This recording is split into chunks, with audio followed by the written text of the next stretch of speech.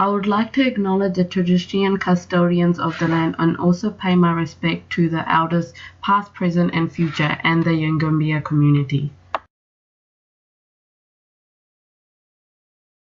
I do not come from an Aborigines background, however my parents are from Fiji and have spotted similar traits such as acceptable terms to be used with Aborigines people. Aborigines people find it disrespectful and a sign of racism due to the past to call them natives, and Fijian people feel the same way.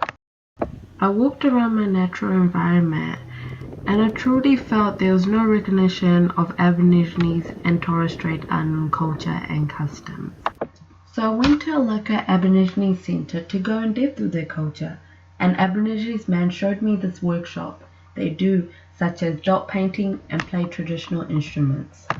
I saw an Aborigines flag in the center, and it reminded me how we were taught about the flag and how it's split into tribes in many languages. This made me think about my great-great ancestors who were from India and were adapted into many languages due to India's recognition of knowing many languages.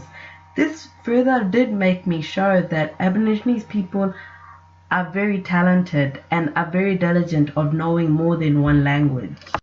The elder further took me into their beautiful natural environment and showed me the different areas they had. For example, their ponds and tall trees. He talked about many different plants, such as the soap plant, which could be turned into soap to wash your hands. And he talked about how their culture and customs are based around their environment and what's around them, and that's how they make sense of it by their dreaming, for example, storytelling in certain places. After talking to the elder, it made me realize about the invasion of Australia that was discussed in class and how the Aborigines and Torres Strait Island people's land was taken away from them.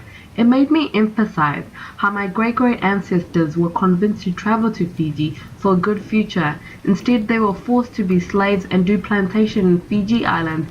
I believe in both cases the British took the privilege of that land and did not bother to reconcile what they wanted in the first place, which I think is pretty sad.